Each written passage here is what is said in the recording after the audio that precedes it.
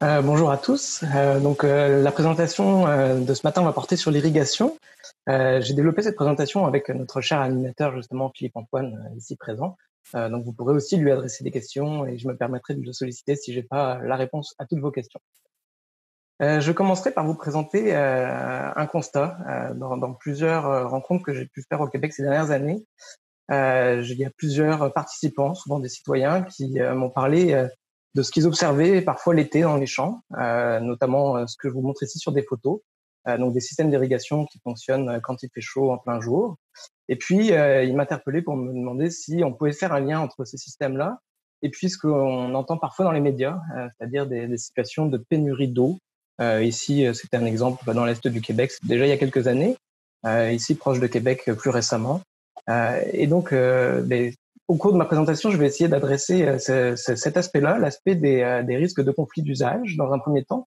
Puis ensuite, on va parler plutôt de perspectives à la fois en termes de besoins en eau en lien avec les changements climatiques, en termes aussi de disponibilité d'eau, de l'eau en climat futur.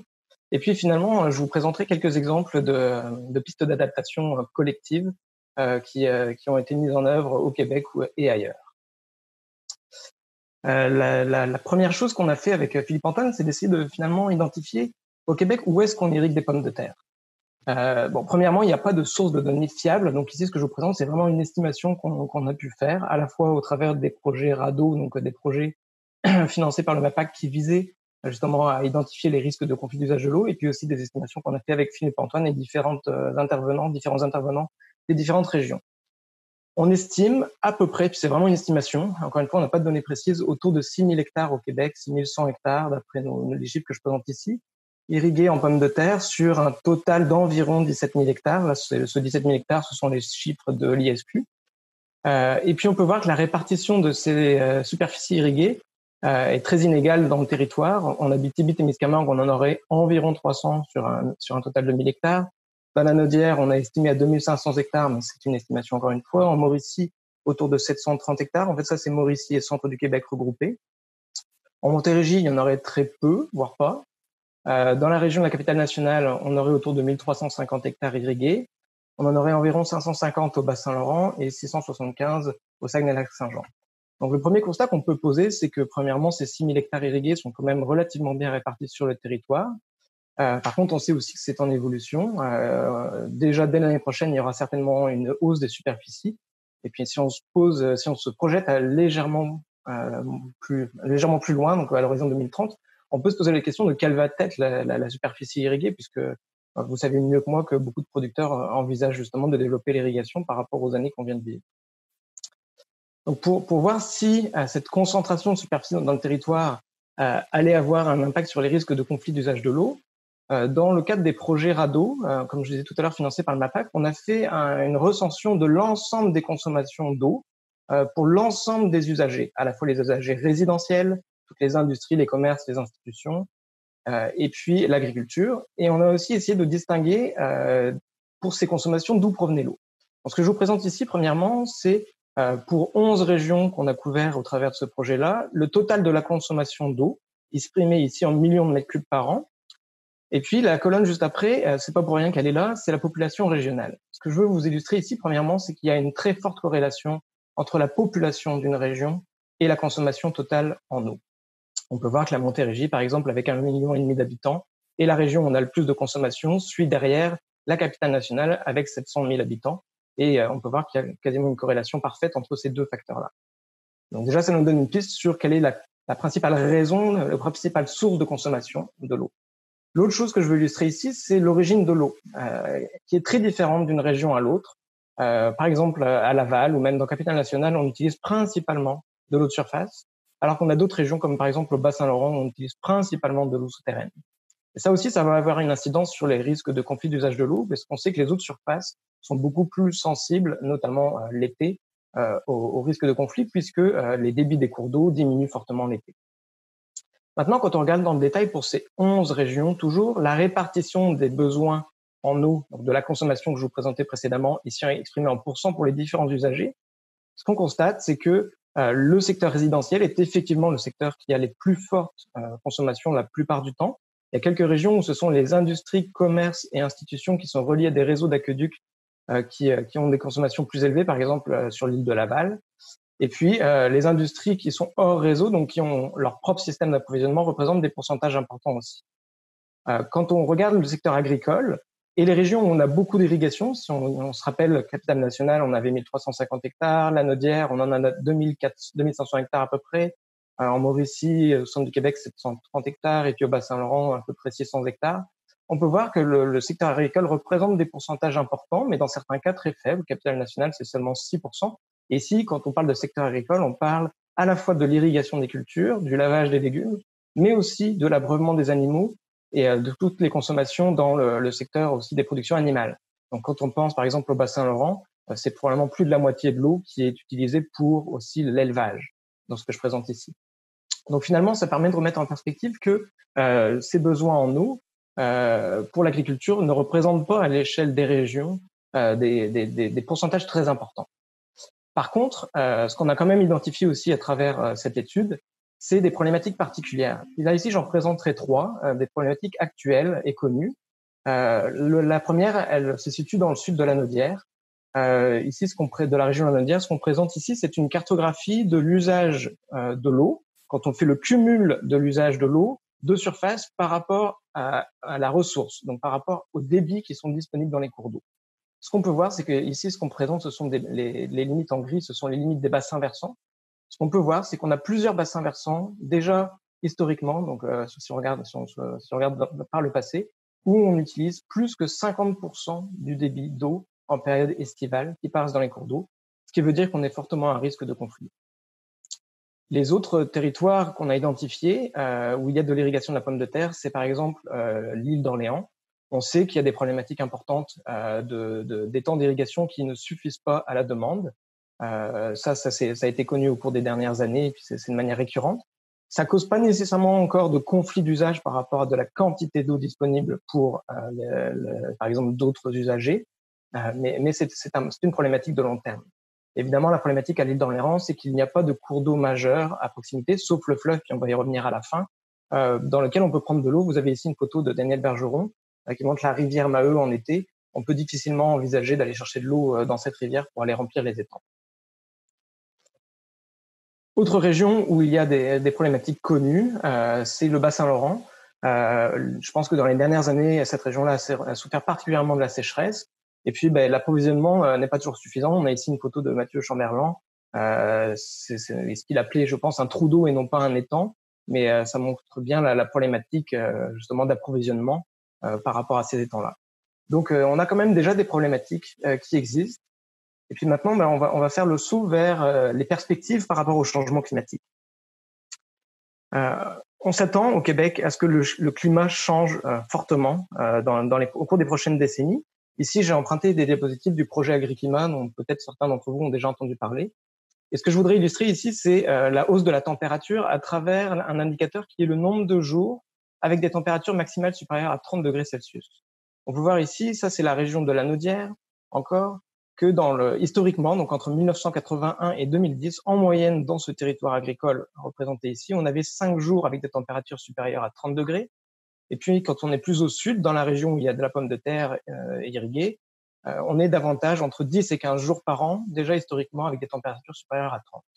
À l'horizon 2050, donc pour les climatologues, c'est 2041-2070, on s'attend à gagner en moyenne 16 jours par an à l'échelle de la région, avec des températures supérieures à 30 degrés. Mais si on regarde encore une fois la zone de production de pommes de terre, ça voudrait dire que chaque année, chaque été, en moyenne, on aurait ici entre 30 et 35 jours avec des températures supérieures à 30.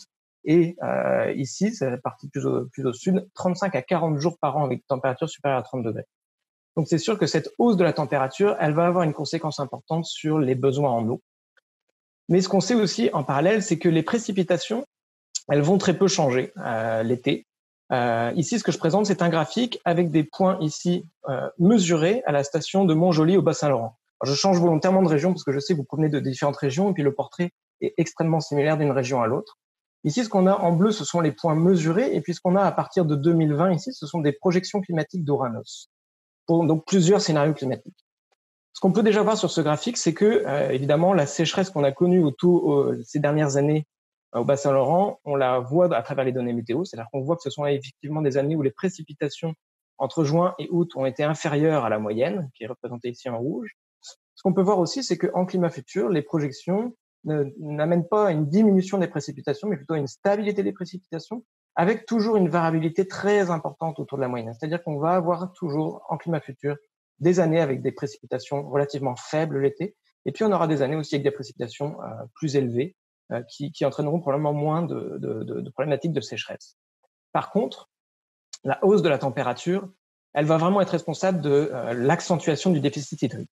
Ce que je présente ici, c'est donc pour les 11 régions que j'avais tout à l'heure, le déficit hydrique simulé pour la période 1981-2010 et pour la période 2041-2070. On peut voir que pour toutes les régions qui sont représentées ici sur ce graphique, on s'attend à avoir une hausse du déficit hydrique. Le déficit hydrique, c'est la différence entre les précipitations et l'évapotranspiration du sol et des plantes. Ici, simulé pour un couvert végétal de gazon ou une prairie. C'est vraiment identique pour la pomme de terre, voire peut-être même supérieur. Ce qu'on peut voir, c'est donc une augmentation. Et puis, on peut voir que dans certaines régions, comme l'Anaudière, on risque d'atteindre des déficits hydriques vraiment importants, autour de 150 mm en moyenne. Donc ça pourrait avoir des conséquences. On a regardé encore plus dans le détail avec un modèle de simulation des pommes de terre qui est développé à Agriculture Agroalimentaire Canada. Et avec les scénarios climatiques d'Ouranos, on a fait des simulations pour chacune des régions que je vous ai présentées auparavant, avec différents types de sols, en fait identifiés sur la base des cartographies de sol de l'IRDA, et dans lequel on a finalement simulé une régie de culture classique avec une irrigation au besoin, donc en fonction du déficit hydrique, alors on irrigue ou pas. Et donc ce qu'on a demandé au modèle, c'est de nous dire combien d'apports d'eau est-ce qu'il faudrait faire, à la fois historiquement, pour combler les besoins en eau de la pomme de terre, et puis en climat futur. Et puis ce qu'on voit avec ce modèle, c'est que sur des sols légers, donc typiques de la production de pommes de terre, en moyenne au Québec, en fonction des scénarios climatiques aussi, et des années, mais en moyenne, on s'attend à avoir de 1 à 3 apports de plus nécessaires en moyenne. Ça, c'est une moyenne, mais ce qui est vraiment important aussi à retenir, c'est que les extrêmes vont être plus importants. C'est-à-dire qu'on a certaines années où notre modèle nous dit qu'il faudra apporter 350 mm d'eau si on veut combler les besoins en eau. Pour certaines régions, ça atteint même 400 mm parfois. Ce 350, c'est la moyenne pour toutes les régions. Pour les extrêmes, ce qui veut dire 350 mm, c'est 18 apports de 20 mm, donc d'un 3/4 de pouce d'eau. C'est vraiment conséquent. Donc on s'attend aussi des années à avoir des apports, des besoins quasiment très faibles, autour de 80 mm, ce qui voudrait dire 4 apports. Donc on s'attend à ce que en moyenne ça augmente, mais aussi à ce que l'incertitude augmente, la variabilité augmente. Donc on peut s'attendre à avoir des besoins en eau qui vont être en hausse. Et puis là, ce que je préciserai, c'est que ces modèles-là ne prennent pas très bien en compte le type de précipitation aussi. Et ça, on le sait, c'est assez bien documenté par les climatologues qu'on s'attend en climat futur à avoir davantage de précipitations, forme de pluie intense, du fait que on aura davantage de cellules orageuses qui seront localisées. Et donc ça veut dire plus de risque de ruissellement, et ça veut dire aussi que l'efficacité de l'utilisation de l'eau va être plus faible, c'est-à-dire que les précipitations vont moins recharger le sol. Donc ça pourrait donner lieu à des phénomènes comme ce qu'on voit ici sur cette photo, où on devine qu'après les pluies qui sont arrivées, il y a eu de l'érosion, et il y a beaucoup d'eau qui a probablement ruisselé et qui est sortie du champ, qui n'a pas profité aux pommes de terre. Donc tout ce que je vous ai présenté avant, moi, était basé sur de l'eau qui tombe et qui s'infiltre dans le sol. Donc le portrait pourrait être même encore un petit peu plus négatif que ce que je vous ai présenté. Maintenant, que sait-on par rapport à la disponibilité de l'eau? En pommes de terre, on a 3 sources de potentiel. La première, c'est les étangs d'irrigation. Ce qu'on sait, c'est que au niveau des précipitations l'hiver et au printemps, on s'attend à en avoir davantage que ce qu'on a connu jusqu'ici. Donc la recharge de l'étang au printemps devrait être bonne. Par contre, l'été, on s'attend à avoir davantage d'évapotranspiration, comme je le disais, ce qui veut dire que l'évaporation de l'eau dans l'étang va aussi s'accroître. Et puis, ce qu'on sait aussi, c'est que les niveaux des nappes phréatiques en surface, qui sont souvent en lien avec les étangs d'irrigation, elles vont présenter des niveaux d'eau plus faibles parce qu'elles sont en lien direct avec la végétation, aussi bien les cultures que la végétation naturelle, qui va avoir tendance à évaporer plus. Si on regarde ça sous forme de graphique, ce qu'on observe dans un territoire normal, on a la couche de sol arable, et d'ailleurs pas que la couche de sol cultivée, et puis en dessous, on a le roc. Au-dessus de ce roc, on a une nappe phréatique qui est plus ou moins continue, ça dépend des régions, mais c'est le niveau de cette nappe qui conditionne à la fois le niveau d'eau dans les ruisseaux, dans les rivières, mais aussi dans les étangs d'irrigation. Au printemps, en général, la nappe est très haute, à la fonte de la neige, et puis progressivement, le niveau de la nappe diminue. Ça, c'est déjà un phénomène qu'on observe naturellement. Ça se traduit par des niveaux plus faibles dans les ruisseaux et dans les rivières, mais aussi dans les étangs d'irrigation. Avec la hausse de l'évapotranspiration, on s'attend à ce que le niveau d'eau diminue dans les ruisseaux et dans les rivières, mais aussi dans les étangs d'irrigation. Ce qui veut dire que votre ressource risque aussi d'être mise un peu plus sous pression qu'elle l'est actuellement si vous prélevez de l'eau dans des étangs. Quand on regarde dans les rivières, je viens de le dire, on risque d'avoir des niveaux plus faibles l'été. Ça, c'est très bien documenté par l'Atlas hydroclimatique du Québec du ministère de l'Environnement, où il simule pour les principaux cours d'eau du Québec l'impact des changements climatiques sur les débits qu'on appelle d'étillage, donc les débits minimum des cours d'eau l'été. Globalement, selon les scénarios d'Ouranos, on s'attend au Québec à ce que ces débits l'été diminuent de moins 17% si on est très optimiste, c'est-à-dire si à l'échelle mondiale on est capable de réduire beaucoup nos gaz à effet de serre, jusqu'à 50%, ça voudrait dire qu'on diminuerait par 2 les niveaux d'eau des cours d'eau. Donc si on compte sur les cours d'eau pour recharger nos étangs, on risque aussi peut-être de connaître des situations problématiques pour l'approvisionnement.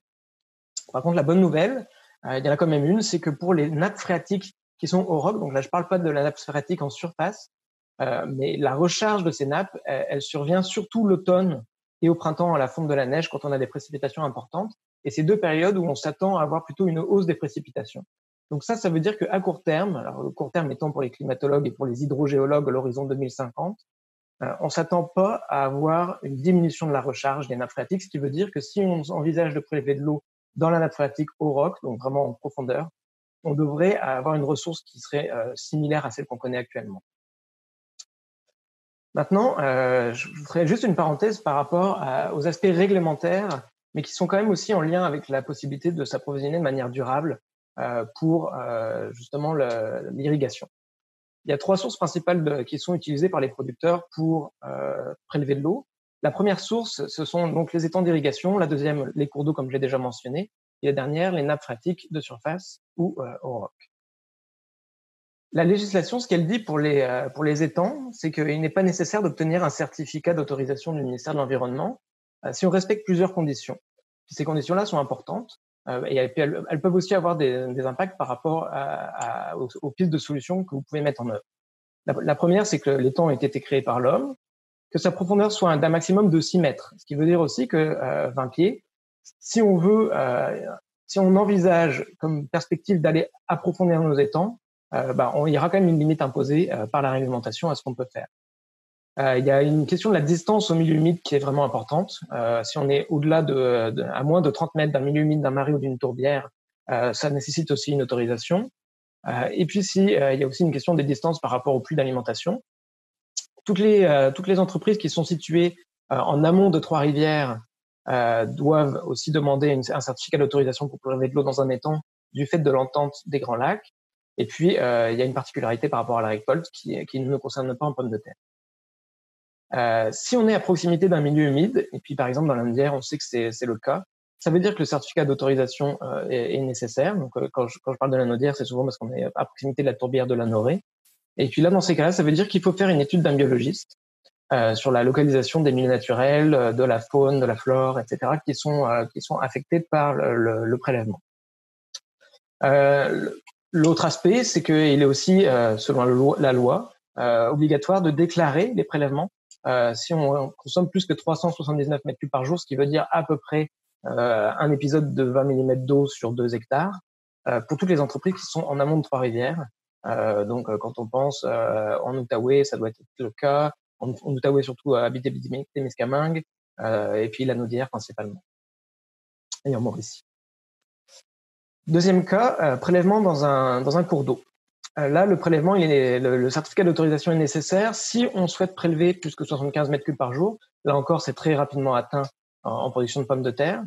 Et là, ça demande plusieurs informations à fournir, notamment caractériser le lieu de prélèvement, la description des besoins, une information sur la quantité souhaitée par rapport au débit d'étillage. Puis là, la photo que j'illustre ici, on peut voir une pompe installée dans un ruisseau. Typiquement, le débit d'étillage d'un ruisseau, c'est proche de 0, donc la possibilité d'obtenir un certificat d'autorisation pour réaliser un prélèvement dans un sous-type de cours d'eau est probablement très faible.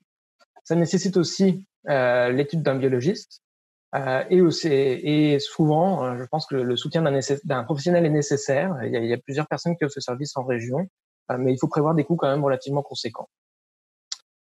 Finalement, pour l'eau souterraine, c'est le même principe qui s'implique. Un certificat d'autorisation est nécessaire. C'est les mêmes principes de base, sauf que il y avait en plus la particularité qu'il était nécessaire de faire une étude hydrogéologique qui était très coûteuse, mais le règlement qui encadre les activités en fonction de leur impact sur l'environnement vient de simplifier. Donc en théorie, à partir du 31 décembre 2020, quand il va rentrer en fonction, ce règlement, ça sera simplement un avis hydrogéologique qui sera nécessaire plutôt qu'une étude, ce qui devrait quand même réduire les coûts. Mais dans tous les cas, on parle quand même de plusieurs milliers de dollars nécessaires pour monter un dossier de certificat d'autorisation. La façon dont ça fonctionne, c'est qu'on parle bien d'une autorisation par entreprise qui couvre l'ensemble des lieux de prélèvement. Donc, c'est pas une autorisation par lieu de prélèvement. Mais ce que ça signifie aussi, c'est que si une entreprise a plusieurs lieux de prélèvement et qu'elle a un des lieux au moins qui nécessite un certificat d'autorisation dans ce que je viens de présenter, donc si vous prélevez de l'eau dans un cours d'eau, mais aussi dans un étang, dans votre demande de certificat d'autorisation, il faudra inclure l'ensemble des lieux de prélèvement. Ce qui veut dire que vous devrez peut-être aussi caractériser le milieu autour de votre étang, par exemple, même si c'est pas à cause de cet étang que vous devez demander un certificat d'autorisation. Et puis, il y a une échéance, c'est-à-dire qu'on considère encore que les prélèvements qui étaient réalisés avant 2014 sont autorisés, c'est-à-dire bénéficient tacitement d'un certificat d'autorisation. Mais s'il y a une plainte, et de toute façon à partir de l'horizon 2025, 26, 27, 28, en fonction de la quantité d'eau que vous prélevez, ça va être nécessaire de demander un certificat d'autorisation. Et puis ici, là, c'était caractérisé par rapport au volume par jour, mais ici c'est par rapport aux superficies avec des apports moyens. Donc je pense que ça fait le tour de l'aspect réglementaire. Je passerai donc à la dernière partie de ma présentation pour essayer de dresser quelques pistes de solutions. Évidemment, il n'y a pas de solution miracle, il n'y a pas de recette qui s'applique à tout le monde. Ça va vraiment dépendre de votre situation et puis du contexte dans lequel vous êtes. Et puis, évidemment, les premières pistes à envisager sont effectivement des pistes à la ferme, à la fois de travailler sur la régie de l'irrigation, les systèmes culturaux, les cultivars. On sait qu'il y a des sensibilités très différentes des cultivars, par exemple à l'irrigation, puis des besoins en eau qui sont différents. Et puis ça, je référerai à tous les travaux de l'équipe de l'IRDA, notamment de Carl Boivin, qui a déjà fait plusieurs présentations au colloque Pommes de Terre et qui parlerait de ça beaucoup mieux que moi. Donc, je vous renvoie ici clairement à ces travaux. Moi, je voudrais juste faire une brève présentation de solutions plus à l'échelle territoriale et peut-être collective qu'on a documentées et puis qui serait nécessaire probablement d'étudier un peu plus en profondeur. La première expérience que je voudrais vous parler, c'est une expérience de producteurs qui sont de 3 producteurs de pommes de terre qui sont situés dans la région de Portneuf et qui sont à proximité de la rivière Jacques-Cartier. Au début des années 2000, ils ont développé un système d'irrigation, en fait, un système d'aqueduc pour prélever de l'eau dans la rivière Jacques-Cartier qu'on voit ici. J'ai représenté sommairement ici sur cette image satellite leur réseau d'irrigation. Donc, ils ont une prise d'eau à la rivière Jacques-Cartier et ils ont un aqueduc de 12 km sous forme de conduite basse pression avec des sorties tous les 500 pieds à travers les champs pour pouvoir brancher directement des systèmes d'irrigation. C'est un système privé, c'est-à-dire qu'ils l'ont développé ensemble. Ils l'ont financé entièrement sans aucune subvention. On parle d'un coût à l'époque autour de 2,5 millions de dollars. Le deuxième projet, là, qui a été aussi, que je trouve aussi intéressant comme piste de solution, notamment pour l'île d'Orléans, c'est un approvisionnement au fleuve qui est fait par l'entreprise la ferme François Gosselin, donc pour l'irrigation de la fraise. Mais j'imagine qu'on pourra envisager le même type de système pour de la pomme de terre. Là, c'est un projet qui a été débuté au cours à la fin des années 2000 et puis qui est en opération depuis 2012, où ils installent en fait chaque année un système d'une cage avec une pompe avec des crépines dans le fleuve, donc à 130 mètres plus bas que le niveau de la ferme. Et puis ils sont obligés de le mettre, si mes souvenirs sont bons, à 1 mètre en dessous de la ligne des basses eaux, donc c'est environ à 300 pieds dans le fleuve. Et donc, ils ont ensuite un système la pompe est en bas et ils ont un système si je me trompe pas, la pompe est en bas et ils ont un système d'aqueduc aussi. Là, c'est plus petit, c'est un aqueduc, c'est des tuyaux de 4 pouces pour amener de l'eau jusqu'à la ferme. Là, avec un enjeu principal qui était peut-être pas tant monétaire que technique, qui était la qualité de l'eau, parce que dans le fleuve, on a notamment de la moule zébrée, mais aussi des problématiques bactériologiques. Et donc, ils ont dû mettre en place tout un système de traitement de l'eau pour pouvoir éviter de contaminer les systèmes d'irrigation avec notamment la moule zébrée. Donc ça, c'est un autre exemple, je trouve inspirant et qui peut donner des idées pour les producteurs qui sont pas trop loin du fleuve. C'est notamment quelque chose qui est envisagé. On espère, l'UPA de Lanaudière a déposé un projet pour notamment étudier cette piste de solution à plus grande échelle pour l'approvisionnement en eau des producteurs de pommes de terre qui sont situés à proximité de la tourbière de la Norée, donc dans le sud de Lanaudière. D'autres exemples, un tout petit peu plus loin de chez nous, mais pas si loin. Ici, je fais référence à une présentation qui va être faite au mois de décembre par une collègue de l'OMAFRA, qui va parler de systèmes d'irrigation collectif qui existent actuellement déjà en Ontario. Notamment, il y a un système avec une prise d'eau au lac Erie, où il y a 13 actionnaires. C'est un système qui est collectif. Ils ont 36 km de canaux. Ça leur permet d'irriguer 1500 acres, principalement en horticulture et en serre. Mais on parle d'un investissement ici de 10 millions de dollars. Donc ça existe. Et puis encore un tout petit peu plus loin, encore à plus grande échelle, puis je pense que récemment on a entendu parler, notamment à la Semaine verte, de systèmes d'irrigation vraiment impressionnants, notamment en Alberta. On parle ici actuellement déjà de 550 000 hectares irrigables. Et puis là, viennent d'être annoncés à très court terme 815 millions de dollars d'investissements gouvernementaux pour irriguer 81 000 hectares de plus. Mais on parle d'un plan d'investissement de près de 9 milliards à venir avec le soutien aussi du gouvernement fédéral pour développer l'irrigation, notamment pour la pomme de terre dans ce territoire-là. Donc moi, je trouve que tous ces exemples-là montrent que l'adaptation est déjà en route dans plusieurs régions proches de la nôtre. Et puis que nous aussi, il faut qu'on s'en préoccupe, parce que je pense que vous l'avez bien vu, avec les changements climatiques, on va avoir des besoins en eau qui vont être en augmentation. On a une dynamique en cours de développement des superficies irriguées, mais ce qu'on observe parfois sur le terrain, c'est des systèmes achetés, implantés, mais une ressource en eau qui n'est peut-être pas nécessairement suffisante pour pouvoir irriguer aux besoins tout l'été. Donc je pense que la question de l'approvisionnement en eau est vraiment importante. Et puis ça, c'est vraiment mon message aujourd'hui, c'est avant d'acheter un système, vérifiez que vous avez de l'eau en quantité suffisante, de qualité suffisante, et puis que vous serez capable de vous mettre en conformité avec la réglementation c'est ça, avant d'investir. Et puis je tiens à mentionner, il y a la mesure Prinder qui peut vous accompagner justement pour faire ce diagnostic de système d'irrigation, éventuellement aussi pour vous aider à investir dans des outils d'aide à la décision pour la gestion de l'irrigation. Et puis c'est ça, je vous lance un peu la balle. Est-ce que au Québec, on devrait nous aussi réfléchir à des projets collectifs? On pourra en discuter par la suite au travers des questions que vous pourrez poser. Je vous remercie.